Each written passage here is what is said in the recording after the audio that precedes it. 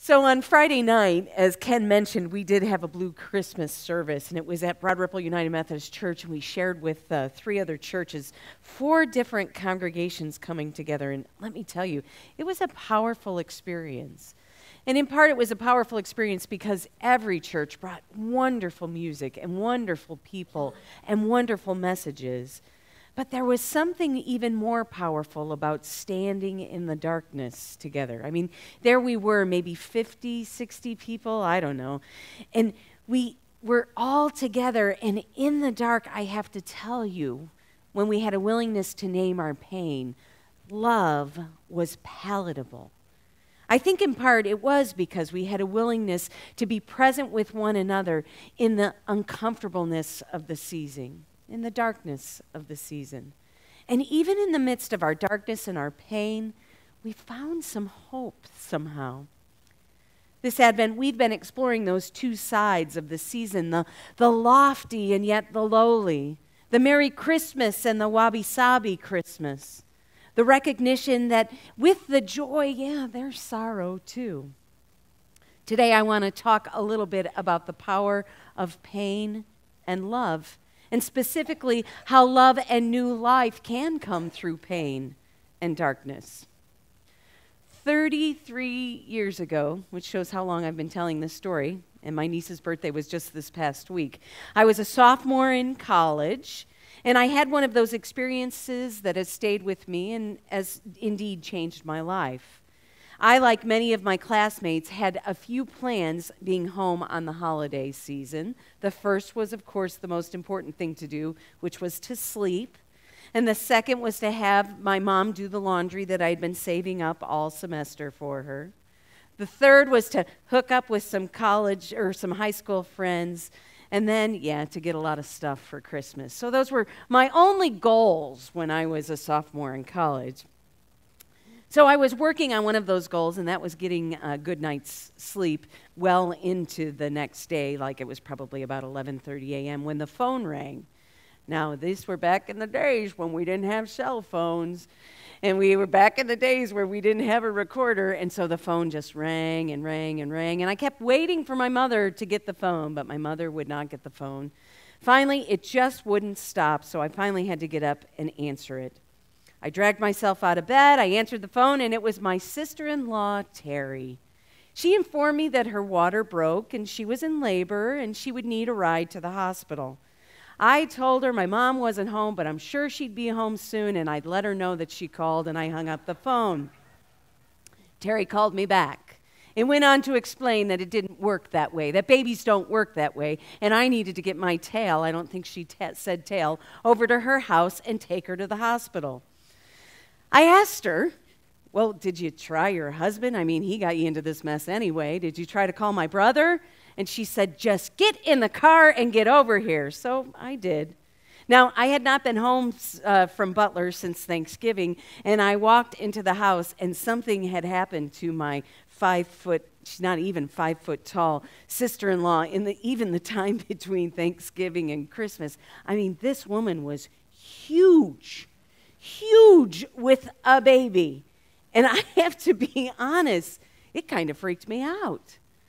And she clearly was uncomfortable. So I pulled her into my Ford Pinto with no floorboards and took her over to the hospital. And I just thought I could leave her at the door, but that wasn't going to happen because I tried to give her her bag and she wouldn't take it. And so she went into the hospital and I took the bag. And well, then I made my way into the hospital with her, and we got her all checked in. And I was looking for the ideal moment to just kind of pop out of this story, but it just didn't seem to happen.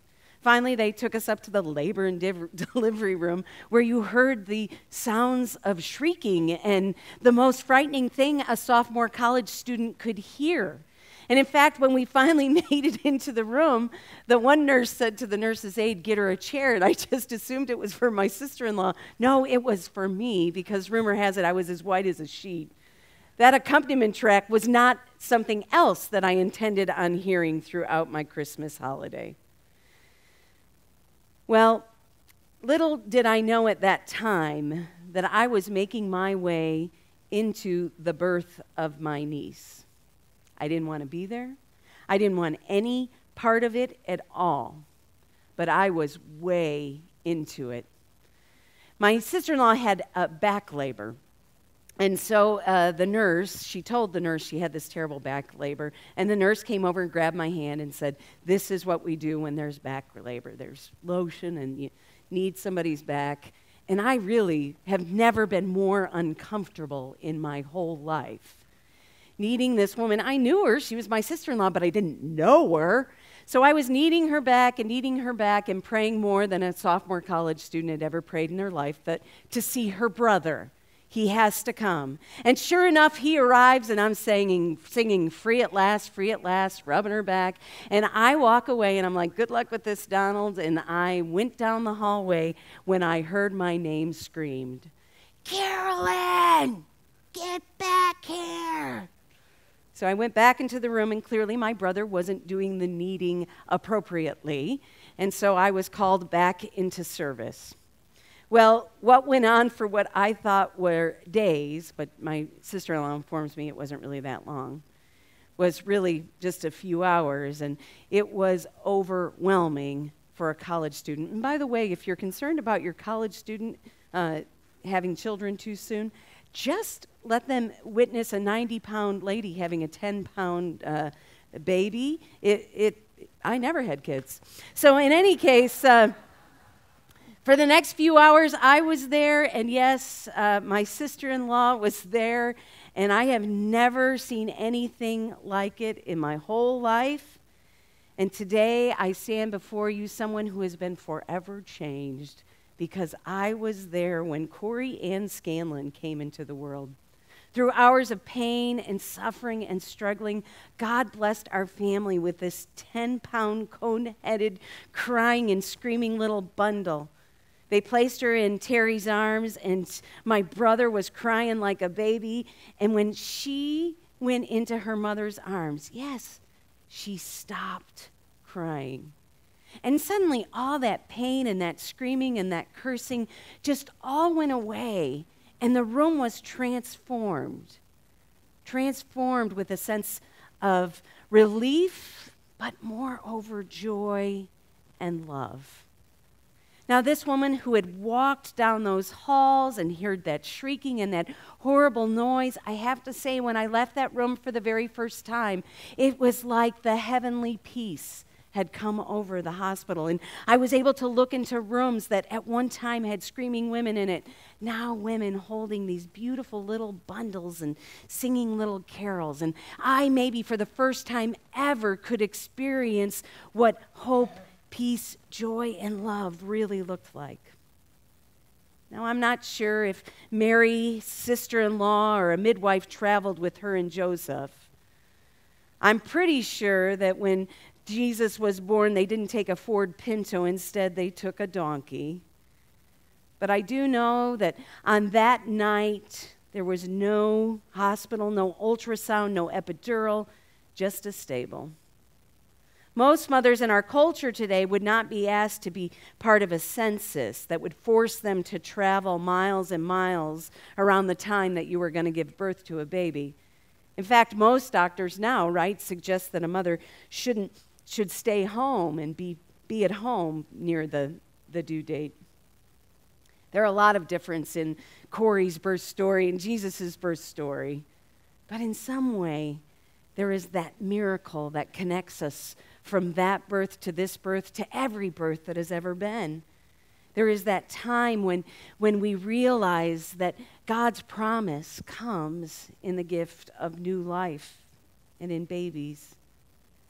Anyone who has been honored to become a mother or has witnessed the joy of new life through pain and struggle of birth can truly connect with the birth story of Jesus and can truly experience the power of this season we call Christmas. I think I get a glimpse into what Mary experienced in that night, and I still, 33 years later, feel that love and feel that energy, and that's my connection with Mary now. I also have to realize in all these years that God came to dwell among us with a love in a very difficult situation. First, God blessed us with the greatest love of all, with a tiny little helpless baby, and put that baby into our care. That God also gifted us with the Spirit that lives on, and we, some 2,000 years later, share in that care, not only of that baby, but of all babies. Tonight, I remember that even in the darkness, there is the sound of angels, and there is new and powerful ways that God is trying to enter into this world. I realize today that God does more than just bring babies into the world. God brings hope. God brings new life, and God will continue to do so. A number of years ago, my niece sat in the back seat of her car, listing the gifts she wanted for Christmas that year to my sister.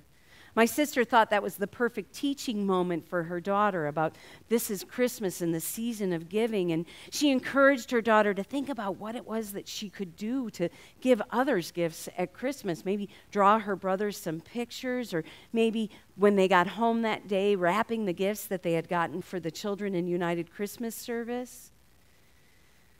The car fell silent at that point, my sister said, and she said, I think my kid is really getting this giving thing. And instead, she, my niece, said in her beautiful, wonderful innocence, Mom, I got to tell you, this may be the season of giving, and that's fine. But you know what? I think I'm much more of a getter. I appreciate Danielle's honesty, who she, by the way, is now 16 years old and amazing. I mean, we do throw our kids into this season of getting, don't we? We throw them into the season that you got to have the Xbox and the iPads and the Lexus, and we throw everybody in this season that we are the nation of great wealth. We are the nation of big, shiny boxes and bows and packages coming to the door every day. We are a society of people who eat meals and fall asleep in front of the TV on Christmas Eve and on Christmas Day. In some ways, we all get tempted and get overwhelmed that that's the joy of the season. But in fact, that's only part of the joy of the season. See, what the season is truly all about is the joy, but also the sorrow, the light, but also the darkness. Recognizing that we're in this together no matter where we are this Christmas. That we are in a world that for some, there are harsh conditions this year. And in the midst of those harsh conditions, God is there. And God continues to transform the world one tiny little helpless baby at a time. One tiny little experience at a time. See, the joy of the season often comes through pain and struggle. And like all of us talked about the other night at this Blue Christmas service, we don't like pain and struggle, and we don't like suffering. But the truth about life is what is good for us and what is healthy for us is at times painful. On this Christmas Sunday, I want to encourage all of us to be mindful of the wabi-sabi of the season. That sometimes we have to walk through the darkness and be present with one another in the darkness to find the true meaning of the season. That though we can celebrate and share in the materialistic things of this world, we must recognize that there are those in this country struggling with poverty. There are those who do not have a place to call home. There are children on the border who have no place to have Christmas. That there is light, but yes, there is darkness. There are lonely people in nursing homes. There are young men and women who have committed themselves to serve the armed forces, and they find themselves on this day working. Tomorrow they will be working, and the day thereafter. Working towards peace, because we're not quite there yet. Through is the operative word. Wabi-sabi is the operative word of the season. Yes, hope, peace, joy, and love, but darkness and light, hope and despair. See, we can all live together. Sure, I like the idea of Christmas morning ripping open the packages and finding the things that I wanted for Christmas. But in the end, those are just things. Those are just things. What I want, the older I get, is to find the balance and to find a way to be present with the joyful and those who are sorrowing, and to be willing to walk through the seasons, no matter where you are with you, and no matter where you are on the journey. And I think that's what God asks of all of us. We need to be mindful that, yes, the true joy and gift of the season came in the form of a baby some 2,000 years ago, and angels sang joy to the world, but we also must remember it was a dark night, and there was a painful birth, and there was a family who didn't have a place to stay, much like today. So my friends, as you get ready for Christmas Eve, I want to encourage you to enjoy those gifts, enjoy your families, but also be mindful that it's not the getting, it's the sharing in the whole of it that matters. For in getting, those things will soon just become stuff that we'll either have to store someplace someday or we'll give away to somebody else. The true meaning of the season is to go through it together, to be present with one another no matter where you are on the journey, and to always believe in the power of hope, the power of light, and to be willing to stand with one another in the darkness. The soul of Christmas is indeed love. Let us love one another fully and faithfully, with a love that gives and a love that grows and a love that shines through the darkness. Will you pray with me? God, how good it is to be still. In the midst of the rush of this season, in the midst of trying to make everything perfect, we're reminded it's never going to be perfect, for this is a conditional world. So help us just be present with one another. Help us to truly look for the gift of being with family, of being with friends, of being in a world where we know there are those who are suffering on this day, and we will be present with one another. Help us to stand in the darkness together so that we might together look for a light to overcome poverty, a light to overcome homelessness, a light to overcome the darkness of this world. Help us to be present and walk through the darkness together. Amen.